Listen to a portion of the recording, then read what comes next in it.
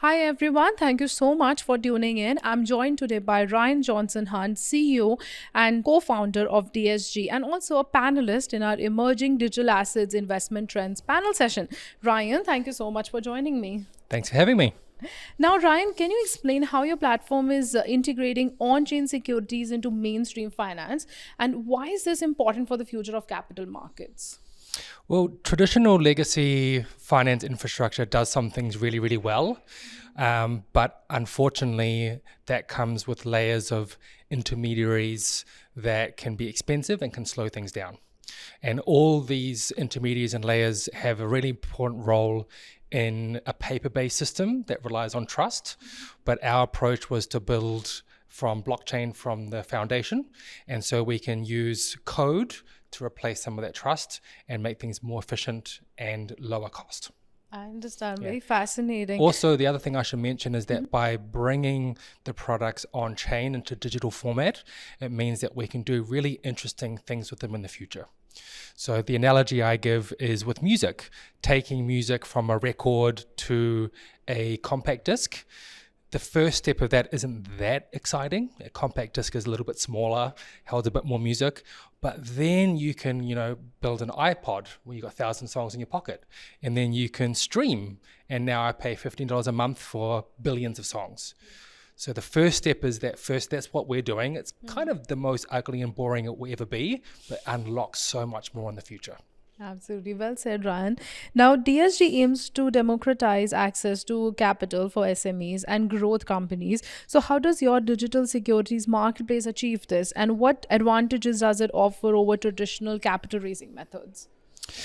Yeah, so coming back to that efficiency topic, when it comes to the stages of the company life cycle, the smaller to medium size, we are really well suited to support them with their capital raising because our costs can be so much lower.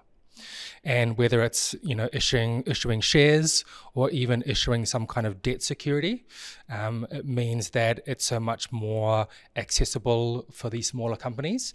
And that's what we're noticing in New Zealand and Australia. There's a real disconnect in the market, the capital markets for those participants trying to raise capital. Unfortunately, that means often they're going overseas. We want to keep them here and we want to help them grow to be the best they can be in the local market. Mm-hmm. Well, those sound like very significant benefits. Now, you've mentioned that DSG partners with larger legacy exchanges rather than competing with them. So can you elaborate on how these partnerships actually work and the benefits that they bring to both DSG and the broader financial ecosystem?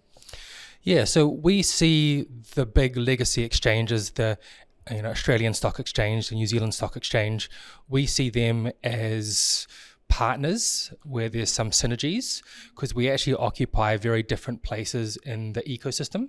We are very well suited for that earlier stage and more niche asset offerings, and for an ideal company life cycle where they're working towards an IPO, hopefully we can help them grow to that point.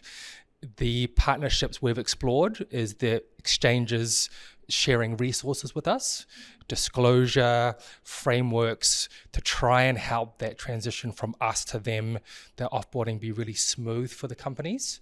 And of course, having their partnership is great optics for us. It makes us look legitimate in a world where often blockchain is seen as cowboys.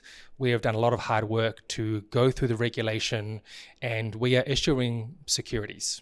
There's no way around it. We're not trying to hide that. We want to be regulated. It just happens to be that our infrastructure runs on blockchain. And so that is how we work together for the greater good of capital markets as a whole. Amazing. That's an interesting perspective. Now, with your background in emerging technology education, how do you see the role of education in driving the adoption of digital securities and blockchain technology in finance?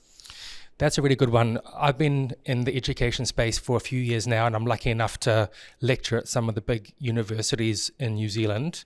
And I notice with undergrads that I lecture to, there's a lot of interest in younger adults who have a passion or interest in blockchain, and they're looking for ways to build that into their career.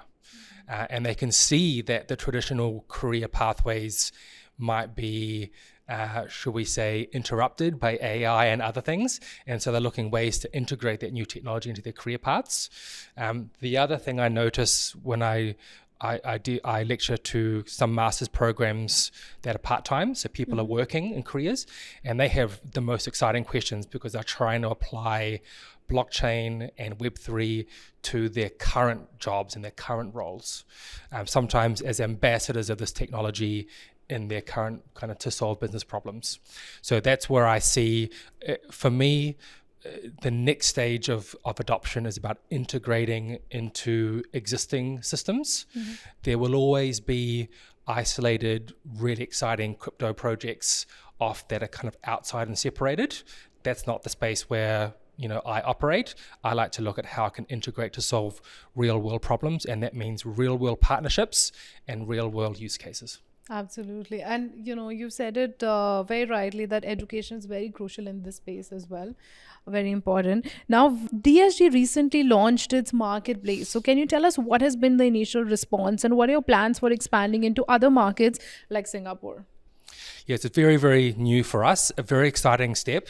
As I'm sure everyone can appreciate, for fintech, there is no kind of beta testing. You have to be compliant from day one. So it's been a long journey, but it's been an exciting one. So it's really exciting to be live.